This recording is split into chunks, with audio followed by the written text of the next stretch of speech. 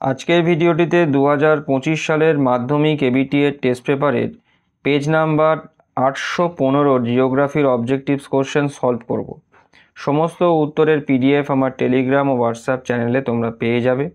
তো সবার প্রথমে সঠিক উত্তর নির্বাচন দিয়ে শুরু করব।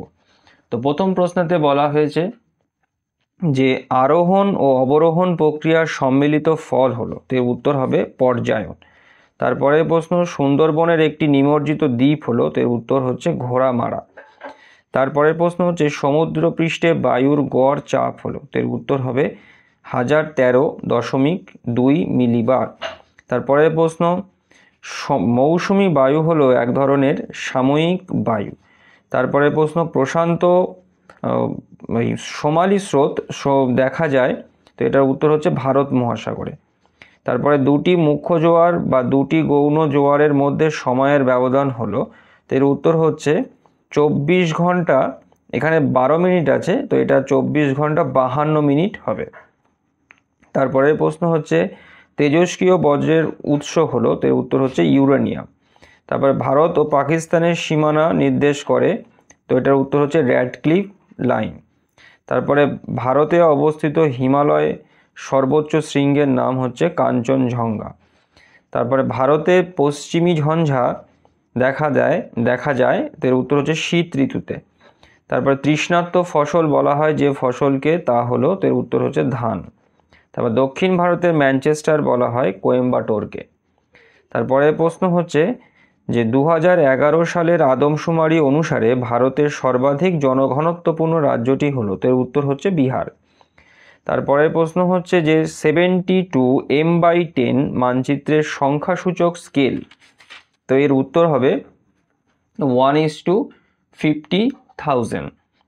তারপরেতে শুদ্ধ অশুদ্ধ। প্রথম প্রশ্ন হচ্ছে যে মরুভূমিতে ব্যাঙের ছাতার মতো ভূমিরূপকে জিউগেন বলে, তো এটা অশুদ্ধ হবে, কারণ ভূমিরূপটা হচ্ছে গৌড়কে ব্যাঙের ছাতার মতো ভূমিরূপ বলা হয়।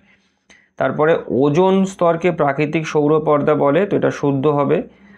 হিমপ্রাচীর বরাবর কুয়াশাচ্ছন্ন আবহাওয়া দেখা যায়, এটাও শুদ্ধ। তারপর লিচেট ভৌমজলকে দূষিত করে না, তো এটা অশুদ্ধ হবে, এটা দূষিত করে। তারপর ভারতে বৃষ্টির জল সংরক্ষণে অগ্রণী রাজ্য হলো তামিলনাড়ু, তো এটা শুদ্ধ। তারপর মৃত্তিকা সংরক্ষণের প্রধান উপায় হলো বৃক্ষরোপণ, শুদ্ধ। তারপরে উপগ্রহ চিত্রে বিভিন্ন প্রতীকের সাহায্যে ভৌগোলিক বৈশিষ্ট্যগুলোকে বোঝানো হয়, তো এটা অশুদ্ধ। উপগ্রহ চিত্রে রঙের মাধ্যমে বোঝানো হয়। তারপরেতে শূন্যস্থান পূরণ। তো ভারতে বনভূমি গবেষণা কেন্দ্র, এটা দেরাদুন। তারপর আকাশে মেঘাচ্ছন্নতার হিসেব অক্টা এককে প্রকাশ করা হয়। তারপর বায়ুর আর্দ্রতা মাপা হয় হাইগ্রোমিটার যন্ত্রের সাহায্যে। তারপর চাঁদ, পৃথিবী, সূর্যের সরলরৈখিক অবস্থানকে সিজিগি বলে। তারপরেতে মালাবার উপকূলের উপহ্রদগুলিকে স্থানীয় ভাষায় কয়াল বলে। তারপরে জয়পুর শহরকে ভারতের প্যারিস বলা হয়। তারপর উপগ্রহ চিত্রের ক্ষুদ্রতম একককে পিক্সেল বলে।